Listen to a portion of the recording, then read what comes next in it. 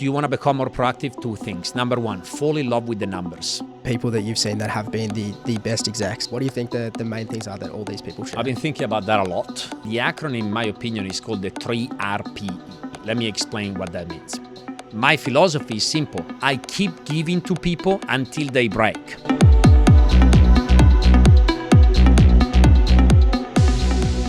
All right, welcome back to Ask the CEO. For those of you that don't know me, my name is Patrick Cadei, and myself and the other co-founder, Jeremy Van Akerlaken, we run a sales agency based pretty much everywhere in Australia. And what we do for a living, we teach people everything sales and leadership related.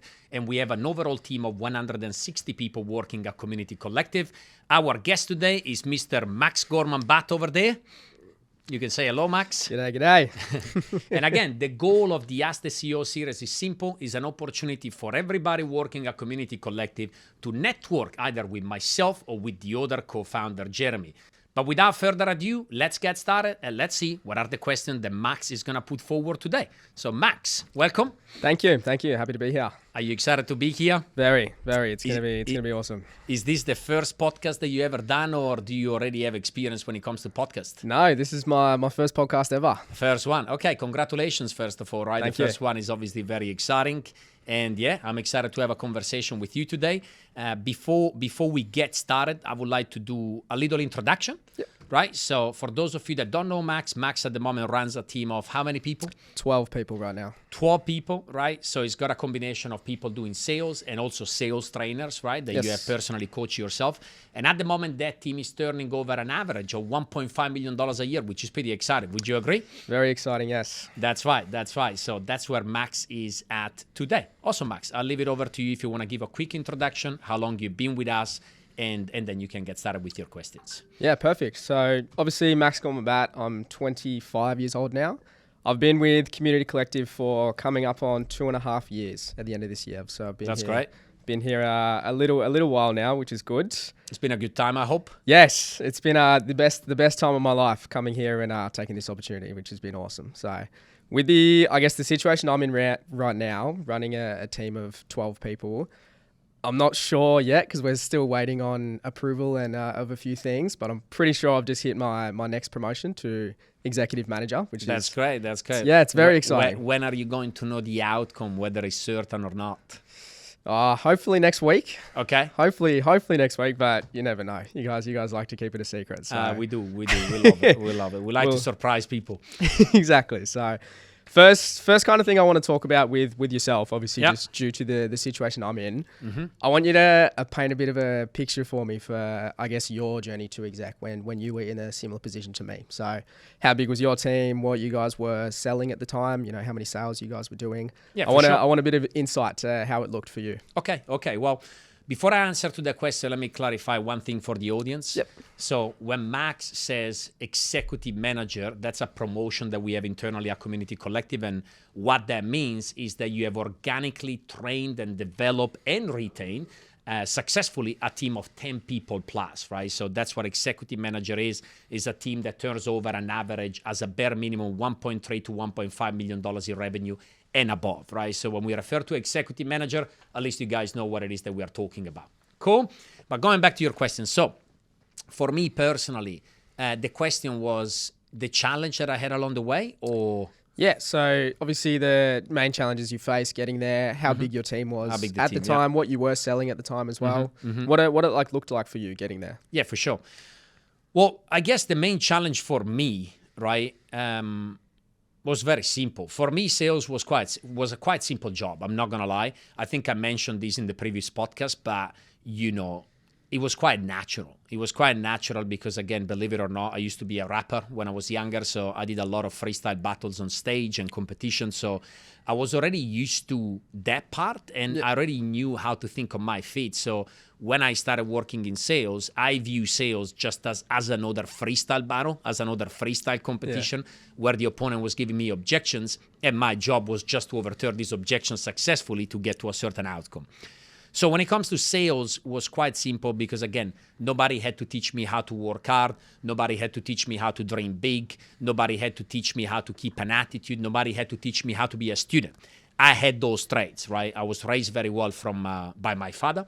very privileged for that aspect, but obviously, I think I've said it before, my father is a big entrepreneur in Switzerland, so he gave me all the lessons along the way. So sales was easy, okay? The difficult part was teaching other people how to sell. And I mentioned this before, that was my biggest challenge by far, simply because I couldn't fully understand people, especially when people were not like me. Right? Because my assumption was that everybody had to be motivated. Everybody had to be driven. That everybody had to pick up sales as fast as I did. And when people did it, I was generally confused. Right? So it took me a while. And I'm not going to lie, Max, during my first year in sales, and especially when I transitioned into a leadership role, I did lose a lot of people, right? A lot of people quit along the way during my first 12 months simply because I was trying to turn them into me. And I was expecting them to be like me. So the big breakthrough for myself at the time is when I realized back then that every person is different, or at least there are differences between people. And once again, the big change happened once I understood DISC profiling, okay? Yeah. There are different personalities, and depending on the personality that somebody possesses, you got to treat that person accordingly. So once I understood that part, everything changed, okay? Another big book that helped me at the time was How to Win Friends and Influence People in a positive way. So, reading that book made a big difference for me once I started realizing that not everybody had to be like me. And, people are different. And my job as a leader is to get the best out of them based on who they are. Everything started skyrocketing. Okay, so that was my biggest lesson. As far as the size of my team, Max, when I first got promoted, I had 15 people in my team. And the product that I was selling at the time, I was selling financial services. That's what I was doing. Awesome. So I guess just to follow up on that, based on everything you just said, in your experience in like the whole time you've been in this industry, what do you think the main traits are of the people that you've seen that have been the best execs, and then obviously gotten promoted further from there? What do you think the main things are that all these people share? Yeah, that's a great question, Max, right? And I've been thinking about that a lot, to be honest with you, and I'm actually about to deliver a conference about this topic in a foreign country in Europe. So great question, and more importantly, I'm ready for the answer, right? But I'm going to give you an acronym, and the acronym, in my opinion, is called the 3RPE, okay? So we go R, R, R, and then PE. Let me explain what that means. The first trait, which is by far the most important one, is resourcefulness. Okay, because in my opinion, unfortunately, you can educate people on having resourcefulness, but I'm a strong believer that you cannot fully teach it. Okay, so that's something that you need to identify. Now, it's easy to say, but how do you actually measure if somebody is resourceful? Okay, because you got to test people. Well, the best test to actually establish whether somebody is resourceful or not is to watch how they behave when things are not going too well. Okay, because in my opinion, Max, it's very easy to perform and it's very easy to be good when everybody around you is also good. But what does that mean? If you can only be good when everybody is good, what that means is that you are addicted to resources and you rely on the external environment in order for you to be the best version of yourself. I'm not interested in that. Simply because, you heard me saying this many times, but leaders are made in time of war. So I like to observe people and I like to observe their behavior when the situation is not working in our favor. Okay. And why is that, Max? Because, when you promote people to senior levels, okay, you trust those people, okay, and they're going to be a big part for the future. And I'm really interested to know, well, everything is going well today, but tomorrow we're going to face challenges. And when we're going to face challenges, can I trust this person to react accordingly or not? Right? So that's a big test for resourcefulness. And the second one, I really like to observe as how people behave when they accumulate more resources. Okay. Let me explain this concept, right? Because when you start working in sales, remember your first week? I do. Did you know everything about sales? Absolutely not. Okay. Did you know everything about overturning? No. Okay. You didn't know much, did you? Not much at all. You didn't have the network that you have today, did you? No, not even Okay, close. so is it fair to say that at the beginning of your sales career, your resources were very limited? Yes. Okay, so what do you need to do in order to overcompensate that? Well, you need to amplify as much as possible your resourcefulness, which is your determination, which is your inner motivation, which is your willpower, and that's how you get results when you're not as good, okay, which is what you did at the start. But what I like to observe is, what do people do as resources go up? Because here's what most people do. As they accumulate more resources, right? So they make more money, they have more knowledge, they have a bigger network, a better office, whatever it might be. As they accumulate more resources, they decrease the level of resourcefulness. Yeah. Their willpower goes down. The inner motivation goes down simply because they're getting complacent. So I like to observe that as well. When somebody gets access to a better pay structure, do they do more or do they do less? Because the people that I truly respect are the following. They get access to better money. They get access to more commissions. They get access to team bonuses. And what they do as a consequence of that, they work 4 times harder because they're like, well, I've been waiting for this moment, right? I've been waiting for these resources to come my way, and now I'm fully going to exploit them, okay? 100%. And again, you can educate people on this, but I fully believe that you cannot fully teach this. And in my opinion, this is the most important one by far, because when somebody has resourcefulness, things can always happen. When somebody relies on resources being given, well, man, we might face a financial crisis. We might face a problem with the clients. We might face this. We might face that. And if that's the person that you have in charge, you already know where things are going to go.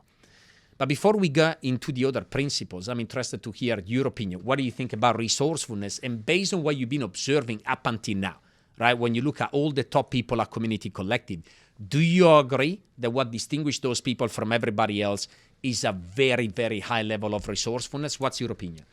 Yeah, 100%. I think it's very common in this business, as you said, in the beginning for people to be very resourceful because obviously of the limit of resources and the excitement of the new job and wanting to learn so much. Yeah. In the beginning, people do tend to be very resourceful, but over time, the vast majority of people, they lose that. They do lose that resourcefulness. But they're the top guys. They are the top guys because they kept it and they are still utilizing their resourcefulness to the best of their ability, and obviously with so many more resources on hand at that level, it's why they are where they are. But absolutely, one question I do have: why do you think that like aspect of resourcefulness can't actually be taught? Well, because it's not something that you can just teach on theory, right? You can teach somebody the knowledge, you can give somebody the concept, but ultimately they can only do it if they decide to do it, right? The ball is fully in their court. It's a decision that they need to make. And what I found, some people, they just don't think as big, right? It all depends on that. It depends what does somebody want from life. Because a lot of people, as they accumulate more resources, they're like, well, that's all I wanted from life.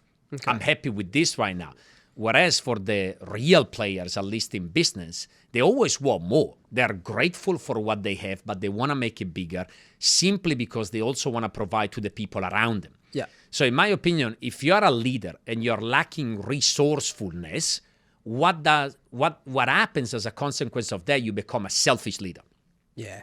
You don't even know that. You don't even realize that. But the reality is right now you're selfish because you have achieved your goal. You have accumulated the resources that you wanted, and now the target has been hit. But the reality is this: you lead other people.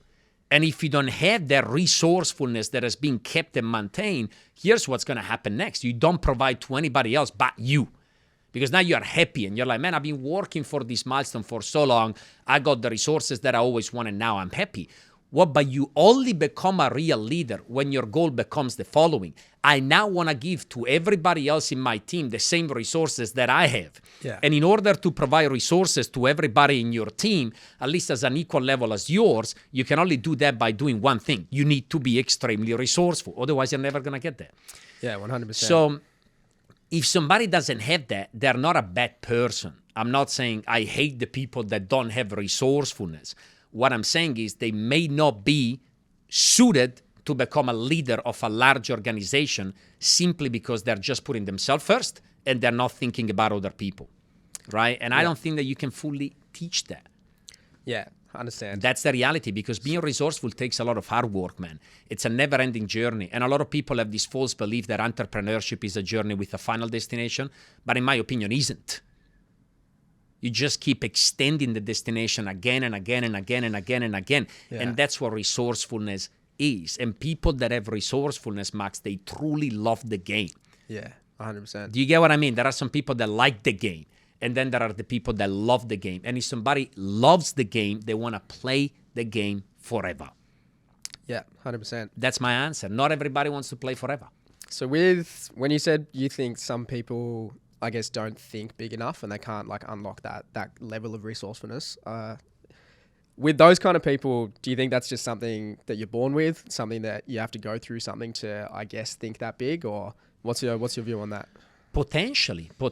I'm not 100% certain about that. I know that obviously your external environment does have an influence on that. But again, if you just rely on the external environment to become more ambitious, you're addicted to resources. Yeah. Do you see where I'm going with this, right? So all I can do to get people to think bigger is only one thing. I need to think bigger myself. I need to be better myself. I need to try to do more myself. I need to inspire myself more. As a consequence, I'm going to inspire other people more. But some people are just not meant to do it. This is the reality.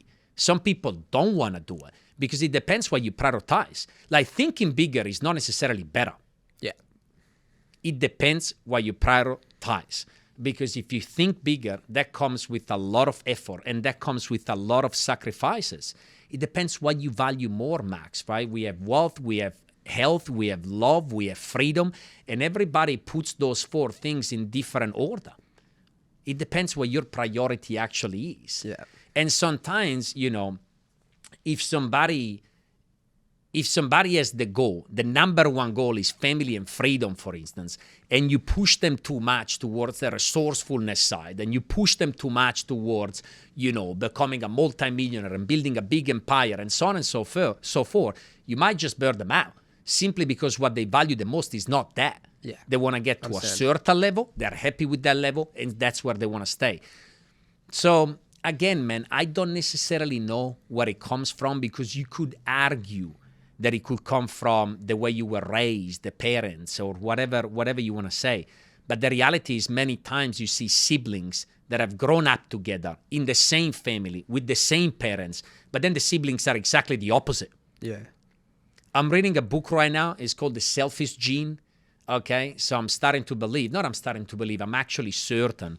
And I know that people probably don't like this answer that I'm about to say, but perhaps a lot has to do with the genes that you have in your body. Okay. I'm just saying. Who knows? Yeah. Because I got 4 siblings and we are not similar. I'm not saying they're better. I'm not saying they're worse, but we're not similar. Yeah, they're very, very the same with my siblings as well. I've got an older sister and a younger brother. We're very similar in certain ways, but then we're very different in our approach to a lot of ways as well. And spot on. Literally all having the exact same upbringing. It makes so much sense. Spot on. But I also think that you need to be self-aware, Max, right? What does make you happy? Because again, some people, the life that I'm living, Max, Tuesday was a public holiday, yeah? Yeah. I swear, I was here until 10 p.m. I came here at 8 a.m. in the morning. I left the office at 10 p.m. at night because I had to do things. I'm going to be here Saturday. I'm going to be here Sunday.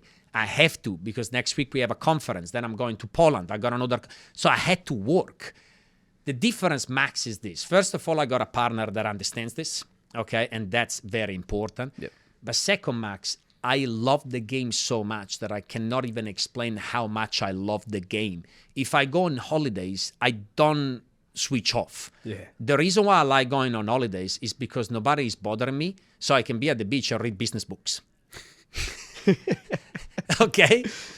But that's me. So some people can point the finger and be like, man, you're too much. And I'm like, no, I am who I am. You are somebody different. That's cool. So that's what I mean, right? You got to establish that. So if you put people in charge of big departments of your organization that need to constantly grow more and more and more, you better make sure that that's their ambition. They need to be resourceful.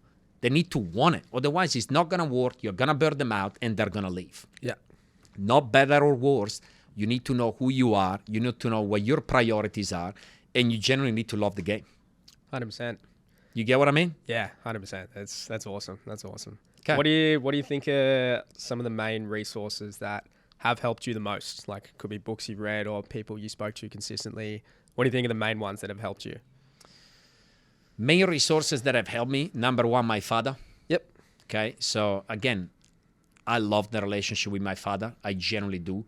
Why? Because the person that I trust the most, okay? Because I know that my father is always going to be genuine with me. And since he has a lot of proven success and a big track record, I can ask him a lot of questions. And there are many times that I walked into a conversation with my father thinking that what I was doing was right, and it just gave me a different point of view. So I love that relationship because I know that it doesn't have a best of interest in sabotaging me. Yeah. He's my dad. Cool. So he's just going to tell me what's better for me, and that's why I love that relationship. And look, not something that everybody has, right? So I'm very privileged to have this type of relationship and to have the father that I have. And again, I'm privileged to have the father that I have because he's a business guy. I don't know if my other siblings are going to say the same thing, right? Again, because I love the business game. He loves the business game too. If I didn't love the business game, maybe I wouldn't say the same thing, right? So it works out for me. It worked out for me, sorry. The second thing, yes, reading books. I love reading books. I'm not going to lie. I'm not one of those that reads a book a week.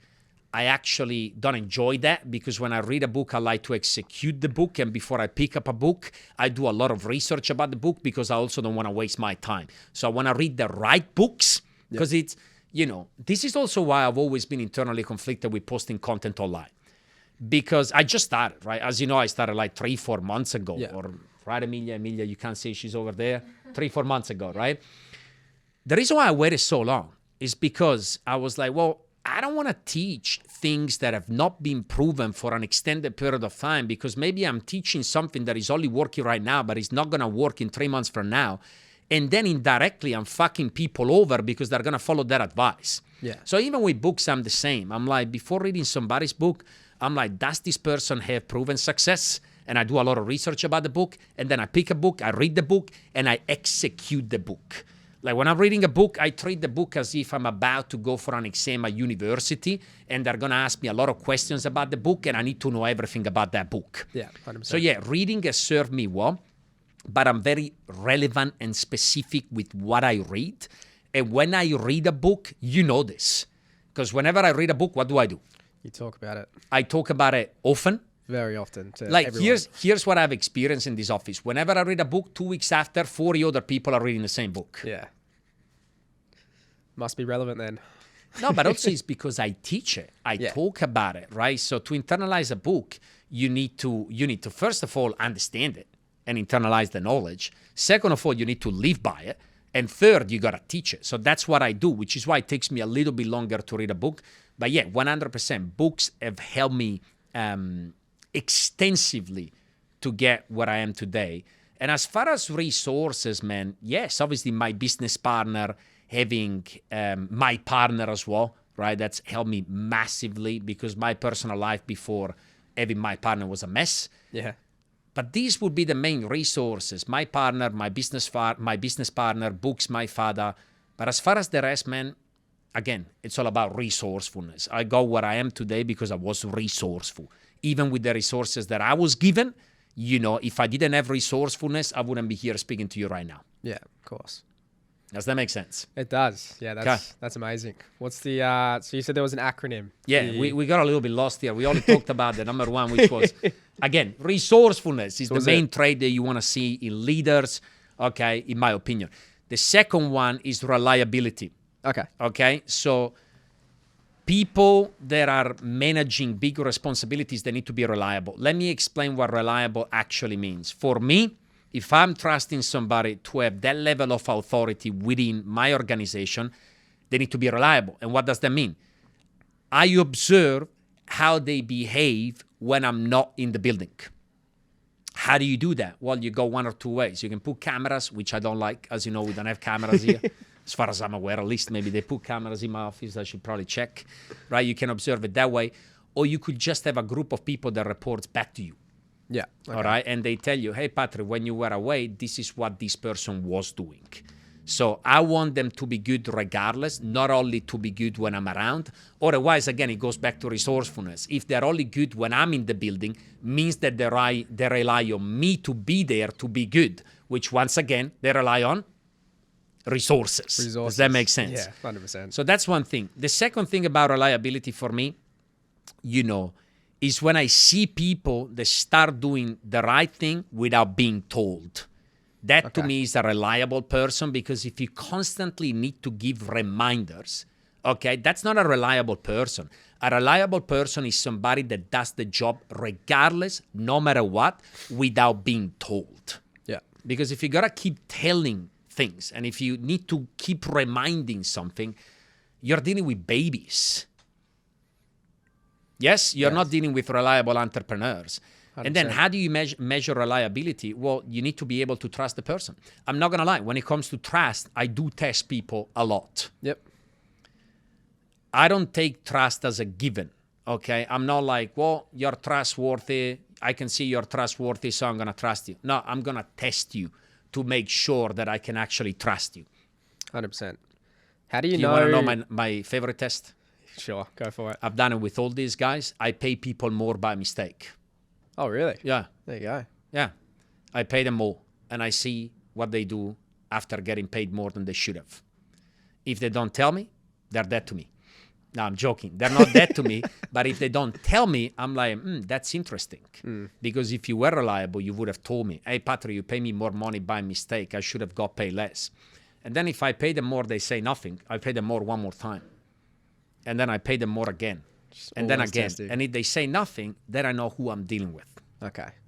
I don't know if you should put this on the podcast, though. Now I just gave away my internal IP.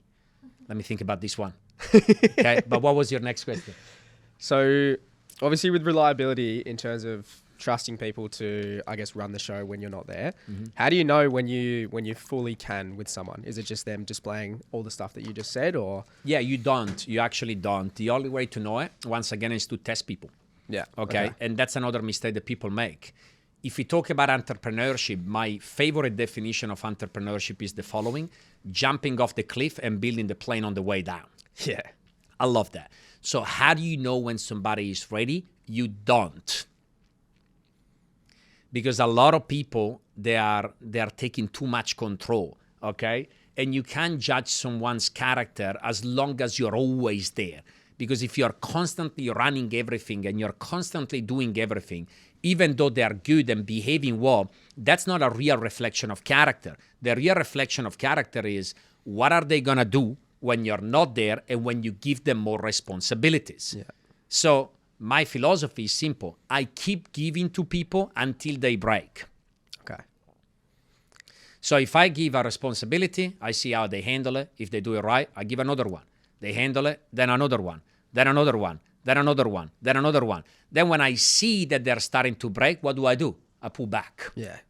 And I'm like, maybe I need to stop right now. I sit down with the person, I reevaluate the situation, and then I move accordingly. Yeah, okay. Does that make sense? Has there been many situations where you've relied on people for something and it hasn't worked out for, whatever reason? And how do you deal with those situations? Plenty of situations. How do you deal with those situations, man? Well, you can only try. And then if they're not pulling it off, you got to step back. You educate. First you educate. Yep. And then if after educating, they're still not doing it, you only have an answer, which is you got to step back in again. So you go back in, you do the job again yourself, but you do it with the person. Yeah. You educate in a practical way while you're doing it. And then you let them go a little bit, but not as much. Yeah, okay. Just glimpses here and there where you give small responsibilities, you see how they handle those, and then gradually you give more and more and more and more and more, and then you let them go again. You try to do this 1 time, 2 times, 3 times, 4 times, and if you keep trying and it doesn't happen again and again and again and again and again, well, it gets to a point maybe after a certain period of time where it's just not supposed to happen. Yeah. And maybe it was the wrong person all along. But again, if that's the case, it's probably because the person is not resourceful enough. Yeah. Because if you got to keep stepping back in for things to work, that means that they're simply relying on you. Yeah. Does that make the person a bad person? No. You might have to redisposition the person into a different role. It is what it is. Okay. So it's just a constant period of seeing if they're comfortable in that situation. And Absolutely. Yeah. You got to start giving. Give a little at the beginning, then a little bit more, then a little bit more, but see how they react. If you're giving responsibilities and they're overwhelmed, you don't give more. Yeah. You pull them on the side, you have a conversation with them, you evaluate the situation, you set a plan. If needed, you step back in a little bit more or partially to help them handling the responsibility. And then gradually you give more and more and more and more and more. What's the maximum that you can give? You don't know. You cannot predict it. The only way to know is to give it. And once you give it, you see when people start breaking. And when they start breaking, that's a maximum. How do you know when they're breaking? You need to be observant and actually know the person and have a meaningful relationship with the person. Yeah. Otherwise, you don't know if they're breaking, because what they're going to tell you is this: no, everything is fine, man, I'm great. But if you know the person well enough, you know that not everything is fine and not everything is great. Yeah. And that's how you're going to reassess the situation. Okay. That's awesome. That's awesome. What's the next one? The next one one. in the acronym. Okay, so we got resourcefulness and reliability. Again, I want to make a point here. In my opinion, resourcefulness and reliability are the two most difficult ones to teach. Yeah, okay. Because resourcefulness comes down to the level of desire that somebody actually has. But not just the desire, because a lot of people desire many things, but they don't want to back it up with the right actions. And that's what resourcefulness is. You got to think big, but you also got to be willing to put in the work. Yeah. Okay? And reliability, to a certain extent, what is it? It's trust, independence, and integrity. Yeah, 100%. Can you teach trust? I don't know, really. man. I don't think so. No, I don't think so. Can you teach integrity? I don't know. To a certain extent, but not fully. Can you teach independence? Yes, but the other two are difficult to teach. So again, reliability and resourcefulness are the most difficult ones to teach. And these are two traits that I like to see in people regardless. Yeah. Yeah, they're more like, I guess, internal traits. Internal traits. Have. Exactly. But the next one you can teach. The next one, what trait do I want to see? I want to see relevancy. Okay. So let me explain. When somebody is in charge of a group of people, I want them to be relevant. Okay? What does that mean? Educating people, okay? Educating your sales team, giving knowledge is very simple. Yep. And that's what beginners do. Beginners say something as follows. They say, man, this morning what I taught to my sales team was amazing. This morning I made a great impact. This morning I ran a great meeting. Here's the thing, man. I don't care about the greatness of your content. I care about how relevant your content was. Yeah. They are two very different things, okay? One person is focusing on entertaining. The other person is focusing on being specific and relevant. How do you become relevant? How do you teach relevant content? Well, the number one thing that you got to do, you got to fall in love with the numbers. Yeah. Statistics, because in sales, beginners, leaders that are beginners in the sales field, what do they only look at? The amount of sales that were done. And based on the sales that people are doing, that's how they teach. Yeah. But professionals understand the following, which is, sales is not the input. Sales is the output and happen as a consequence of the right behaviors being executed. Yeah. So you got to look at your sales funnel. You got to look at the stats. You got to look at the conversion, okay? Once you look at that, that's how you can create relevant content. Otherwise, you're just guessing. Yeah. Whereas a lot of people, what do? They guess. They ask their team, guys, what do you need? Well, but if the team is underperforming, they don't fucking know. So they're going to tell you what they think they need. But it's especially if they don't have enough experience, the answer that they're going to give you are all off. They're all wrong. Because they tell you what they feel. They're going to give you responses that are based on feelings. Yeah, emotions, not logic. Okay, sometimes they might be accurate. I'm not saying they're always wrong, but they're definitely not always accurate. Yeah. Whereas to be relevant, you look at everything. You look at the numbers first, and then second, you got to watch how your people sell. Okay. And I see a lot of sales leaders doing the following. Once they get to a leadership position, what do? They go to an office, they sit at the desk, they lock the door, and they never watch their salespeople selling ever again. That's the equivalent of, I don't know, my favorite football coach of all time is Sir Alex Ferguson. I love that guy. Yeah. Right? One thing that we know about Ferguson, whenever Manchester United was playing, he was definitely watching the game, was he not? Yeah. Imagine if Ferguson was sitting in a dark room without watching the game during the 90 minutes. He was just there alone in the dark. And then at the end of the 90 minutes, the players came in and he was like, so guys, tell me your opinion. What went wrong today? What do we feel? And everyone was like, I feel that this wasn't perfect. And it's like, perfect, that's what we're going to work on. Yeah, it's stupid. That's not how I used to run it. Yeah. You run it on two things, the stats at the end of the game, and you run everybody through the stats. Guys, these are the stats from this game. But second, you also observe the players playing the game. Because the stats are only going to tell you, the stats give you an indication. But if you want the exact answer, you also got to see it. Yeah, seeing is believing, for sure. Do you understand what I mean? 100%. Right? So yeah, you gotta see that. You gotta see that because sometimes you might see from the stats, okay, this person is delivering a high number of sales presentations, but then, it's only closing this amount of people. The conversion from presentations to closes is very low. So an assumption could be, okay, I need to work on closing. Yeah. This guy or this girl is not closing correctly, but maybe that's wrong. Maybe there was a lack of engagement all the way through the presentation. All right? Yeah, okay. And because the engagement was missing, when the guy or the girl gets to the close, the prospect is just not interested because they were fully switched off in the first place. So here's what you know. Well, it could be that the close is wrong, or it could be that we are lacking engagement. Which one is it? Go and see it. Yeah, go and see it for yourself. Okay? Yeah. So that's the next trait. They got to be relevant. One question I do have on that. So a lot of the time when obviously leaders are, and you're running a bigger team and you're teaching them in the office, a lot of the time you're teaching to, I guess, the whole team or larger groups of people. And the people that you're teaching to, they can be at very different levels and they can learn in different ways. How do you always make sure that what you're teaching is relevant and being taught in the right way to the majority of people that you are talking to? Great question, right? So first of all, try your best to split groups more efficiently. Yep. So if I have a group of people where I have entry-level salespeople and experienced salespeople, try your best not to have that in the first place and maybe create smaller groups so you can be more relevant to that group.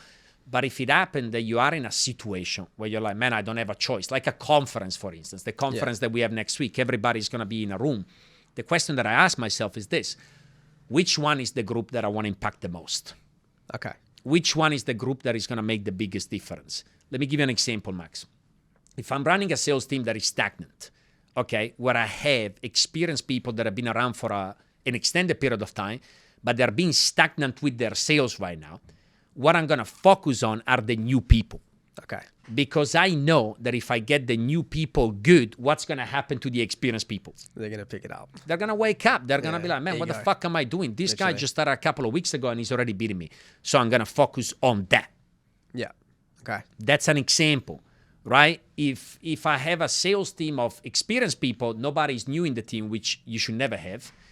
But in that case, I focus on the one or two people that I know that can make the biggest difference in the fastest possible time. Okay, so I'm trying to impact them because I know that if somebody starts rising, then they're going to impact everybody else, and then everybody else is going to follow. I ask myself, who's got the biggest influence on the team? Okay. And I might be, is that guy over there? Yeah. Well, if that guy's got the biggest influence, if I know for a fact that if I fix that guy or that girl, and as a consequence of doing that, more than likely other people are going to follow, then I don't really worry about other people. I worry about that specific person, which is why sometimes I might run a meeting and somebody comes up to me and they say, man, I felt like you were just speaking to me during that meeting. This is crazy, law of attraction. And I'm like, no, I was actually speaking to you. Yeah, literally. I thought about it. I was like, experienced that so many times. Do you know what I mean? Yeah, it's crazy. You know, you got to be a little bit strategic with that, right? So who are the most important people in the room that I need to impact right now based on the current situation? And that's your relevancy. Okay, cool. I guess the obvious answer to this question is just an increase in the team's output and number of sales. But is there any other metrics or ways that you look at to see if what you're teaching is actually relevant and is working for the team? Yes. The number of sales, yes, you're right. But the number of sales doesn't necessarily happen right away. Yeah. Okay, so even though, and that's a very good question actually, because sometimes people are teaching relevant content, but the relevant content doesn't translate immediately to more sales. And therefore, they assume that the content that they're teaching is wrong. Yeah. No, it's right. You just got to teach it more and stay more consistent. So how do you gauge whether what you're teaching is right or wrong? Two things. One, is the engagement of the overall team towards what we do changing? Because when a team is doing terribly or when a team is being stagnant, the engagement of the team is not the greatest either. Yeah, okay. Do you agree on that, right? Yeah, you can see that people are more tired because they're stressed, they're more switched off, they don't take as many notes, whatever it may be. Maybe they're late, whatever it may be. So as you start teaching the right things, you should see a change in the overall engagement. Not everybody, but at least there should be some people, especially the people that you're interested about, right? Because you're tailoring the content to them. You should start seeing a change. Yeah, okay. Second, you need to track their actions, okay? Because when you start teaching relevant content, sales may not come right away. Because again, in order for people to do a high volume of sales, they need to regain confidence. Confidence is a process, right? We know the 7 steps. Confidence is not something that just comes back because you want it. Yes, as you become more experienced, that may be the case. But when you're not that experienced, you got to rebuild it. And there are steps that you need to follow. So how do I gauge whether I'm teaching the relevant content? Is this: are the actions changing? Okay. If I see that people are starting to speak to more people, if I see that the conversion from volume of people, I'm just talking about cold callers right now, for instance. If I see that the conversion from people spoken to sales presentations, deliveries going up, I know that people are working harder. I know that people are taking it more seriously.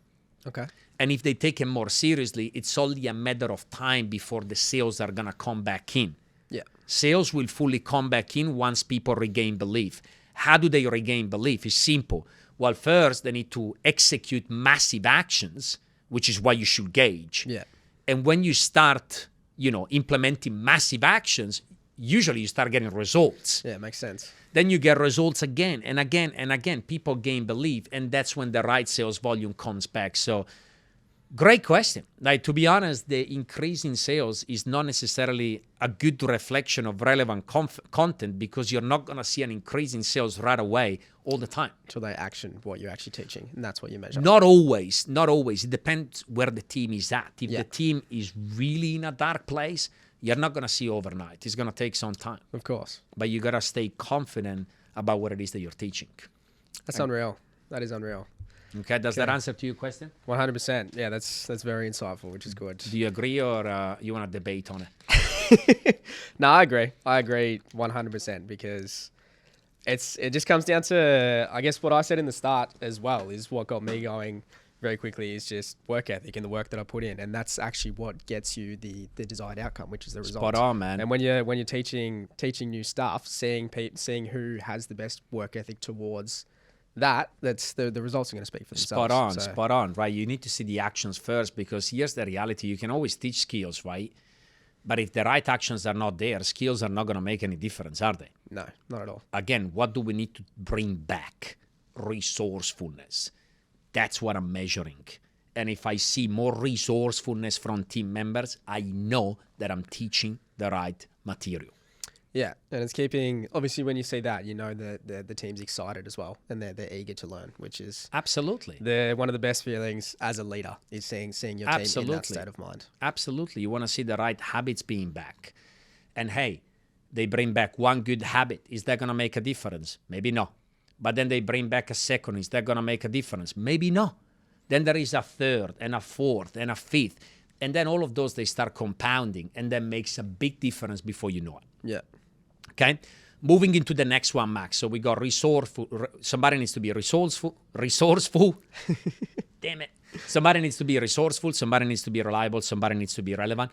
The next one, somebody needs to be proactive. Okay? Yep. You can teach this one. You actually can, but it takes some time. What is proactiveness? Proactiveness is the ability to fix problems before they even exist. I'm going to repeat one more time. Okay? Proactiveness is the ability to fix problems before they even exist. Yeah. A good leader is not reactive. A good leader is proactive. To be proactive, you need to be a certain level of positive strategical paranoia. You have to. Yeah. And you got to sit down and constantly analyze the current situation and ask yourself, even though things are good right now, is there anything that I'm missing here? Is there anything that could potentially go wrong right now based on what it is that we are doing? And always try to identify something. Don't ever get to the point where you're like, no, nothing. Everything is always going to be perfect. That's when you're dead. So be very paranoid. Not to the point where you cannot sleep at night. Yeah, Otherwise, that's obviously, paranoia. I call the positive paranoia. Yeah. Positive strategic paranoia, okay? Maybe that's the definition. So how do you do that? It's just like once a week even, you sit down and try to create predictions for the future. Yeah. And ask yourself, is there anything that can possibly go wrong right now? Okay? My team is doing great right now. Well, we are doing great because 3 months ago, we started doing A, B, and C. These are the rules that we have set in order to get where it is that we are today. Are we still respecting those rules? Or am I falling into the trap of allowing hype replacing the rules and my systems? Yeah, okay. Because that's the enemy, man, especially when your team is doing well. That's where people go wrong. They don't notice this, but it gets to the point where hype has replaced systems. Yeah, 100%. The problem with hype, what is hype? Is momentum, is it not? Yeah. Momentum is like glass. If you go on Google right now, do it, and look into the process, look into the steps, what you need to do in order to make glass. Do you know how to make glass? I would not have a clue how to make glass. I know it's something to do with sand, but that's about it. And then I don't know what the fuck you got to do with the sand, right? But I'm sure it's pretty complicated. I would assume that it's complicated to make glass, is it not? Yeah. Do you know how to break glass? I do, yeah. How do you do it? What do you do? If I give you a glass right now, how do you break it? You smash it with something. Do you have to smash it or just drop it? Yeah, you could just drop it as well. It's That'll work. effortless to smash it. The same is with momentum. Momentum is like glass. It takes a lot of effort to build it. A lot. But to break it, you just do this. You let go, it's broken. It's gone. Let me ask you this. If you drop a glass on the floor, okay, and now it's broken, pieces everywhere, is it easy to fix that glass right now? Not at all. What do you need to do? You got to build a new one. Yeah. And that's a process, man. The same is with momentum. So that's what positive paranoia is. When you're starting to do well, be a professional. Don't be a beginner. Do not get cocky. Yeah. Okay. Do not get arrogant. Do not assume that this is going to last forever. And question yourself. How much of this is hype versus systems? Are the rules being broken?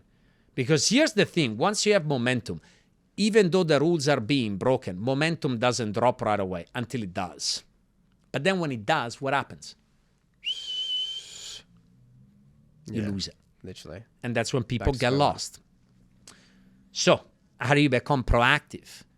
You need to fall in love with what I just said. You need to train your mind to find problems and fix problems before they even exist. Yeah. Do you think with obviously people being proactive, I would imagine early on, like some people are unconsciously, I guess, more proactive than others. Is there certain ways that or strategies that you use to, I guess, make people more proactive and like increase that skill in a fast period of time? Absolutely. Okay, so do you want to become more proactive? 2 things. Number 1, fall in love with the numbers. Yep. Because when people do well, what do they do less? They look less at their sales stats. Yeah. Their conversion, the sales funnel. They don't look at that shit anymore. Because, we're doing well anyway. Right? Do not lose that. You want to always be proactive. Look at your numbers and get genuinely paranoid and be like, oh, wow. Okay, our pipeline has dropped by 40% compared to 2 months ago, but the sales haven't changed. That's a big red code alarm. Yeah, of course. Because they're like, wow, okay, we're not speaking to anywhere near the amount of people that we used to interact with, but sales are the same. Why? Because the hype is there. But the moment that we drop the hype, sales are going to go. So how can you be proactive in that situation? By fixing this. Yeah. And be like, hey, we got to bring the pipeline back to where it used to be. So to be more proactive, fall in love with the stats and the numbers. You need to become a fucking geek with the numbers. I don't know how else to say it. Yeah. But then to be more proactive, it's about trait number 5. So remember I said 3 RPE. Yep. What does the E stand for? You need to be emotional intelligence. Okay. Sorry, you need to be emotional intelligent. Yep.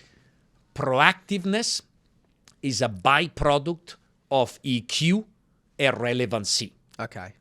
Does that make sense? Yeah, it does. You can only be proactive if you do fall in love with the numbers and therefore you teach more relevant content and you have a certain level of emotional intelligence.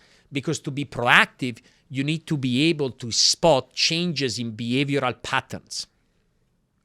What did I say before about Sir Alex Ferguson? He was a great coach not only because he was watching the game and he understood and he knew his players, but also because he was looking at the numbers. Yeah. You can't just do one or the other. So in sales, it's the same thing. If you want to be proactive, you got to look at the numbers, but then also you got to look at your people. Yeah. Makes sense. Does that make sense? Yeah, 100%. But how do you spot changes in behavioral patterns? Well, you need to have at least a foundational understanding of disc profiling. Okay, and you need to be able to spot changes in behavioral patterns. If the behavioral pattern of a specific individual has always been A, okay, and all of a sudden the behavioral pattern is B, I assume that there is something wrong. Yeah. Whereas beginners, what do? No, it's all good. It's probably just this week. It's just today. No, that guy is good. I know the guy is good, until the guy quits. And you're like, fuck, I didn't see this coming.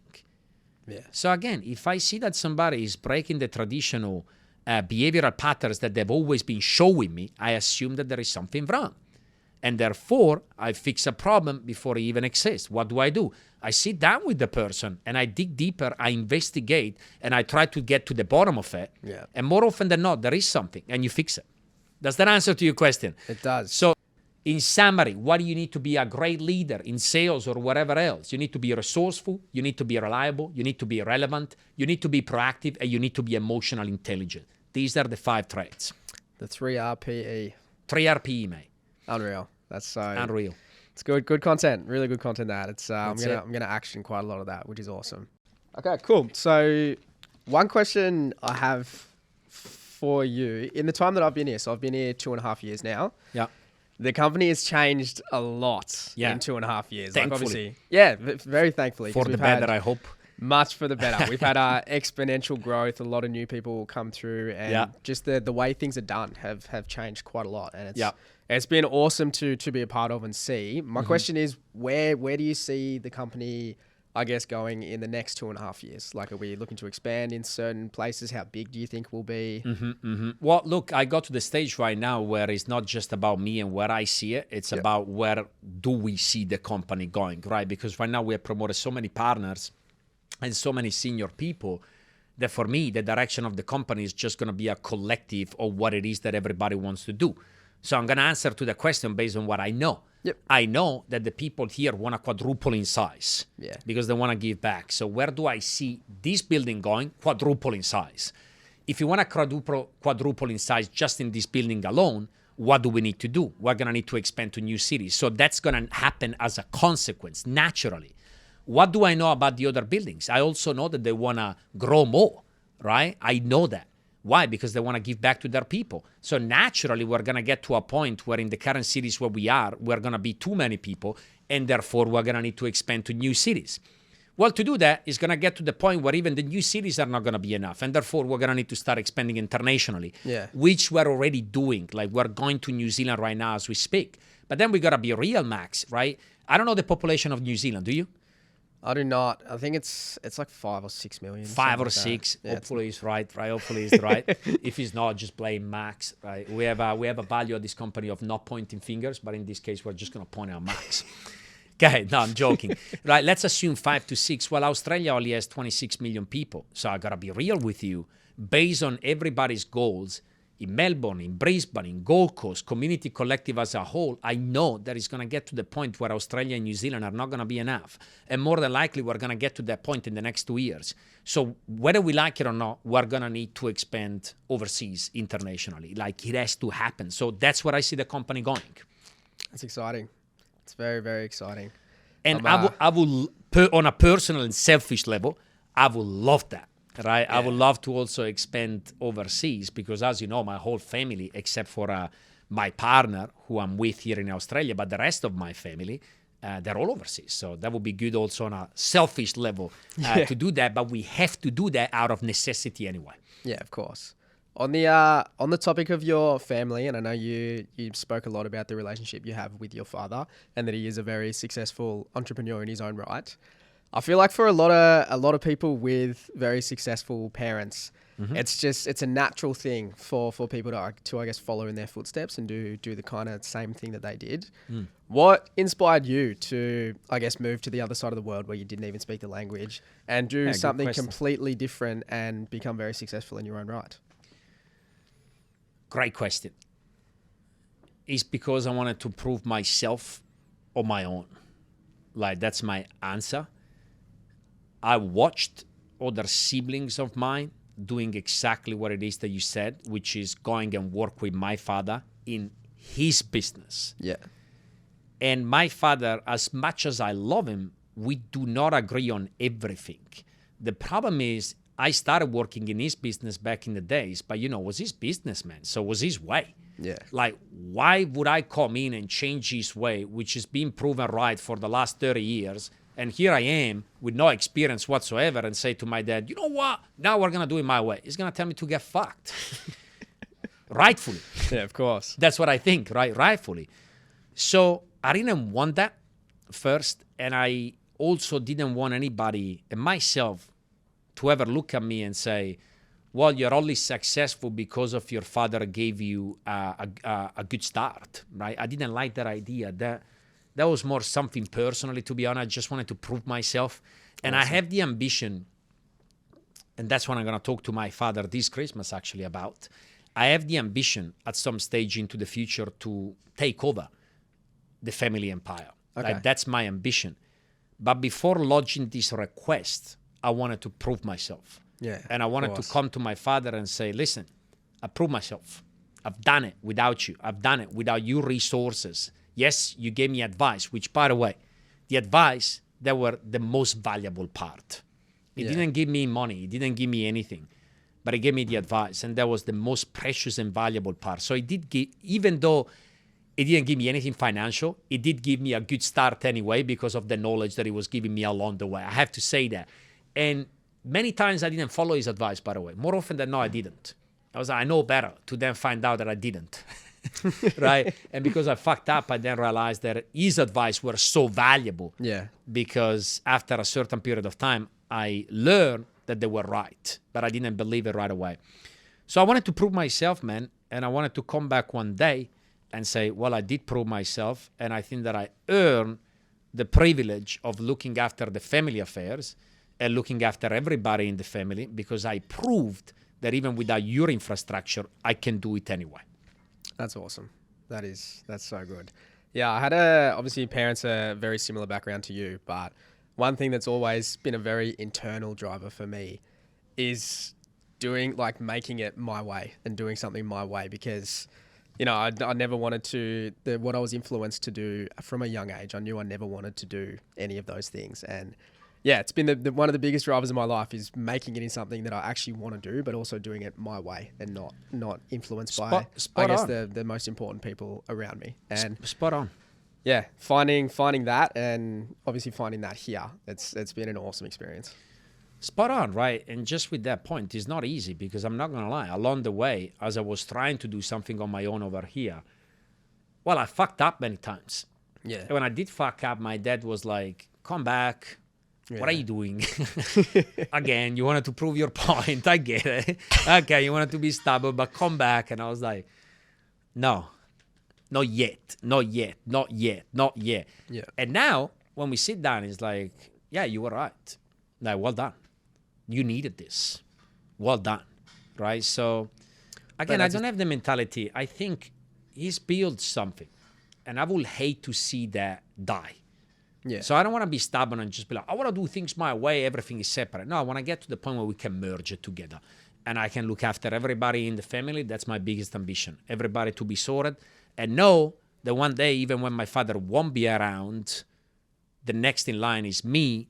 And I have the ability to look after everybody and nobody has to worry. And they know that because I proved it already. Yeah. So that's what I want. I'm almost getting emotional here, but you know how important family is to me. Of course. And that's what I want to be. I want to be able to provide to all of them, but I want to know that they trust me to do so. Yeah. I don't want to impose it. I don't want to force it. I want them to be like, yeah, you're the right one. That's awesome. You're like Neo in the Matrix for the Cadei family. You're the chosen one. That's it, mate. But look, Max, I think that today was excellent, was terrific, to be honest. You asked some tremendous questions, and I think that we provided remarkable value to the audience here, especially with the 3RP concept and everything that we have gone through.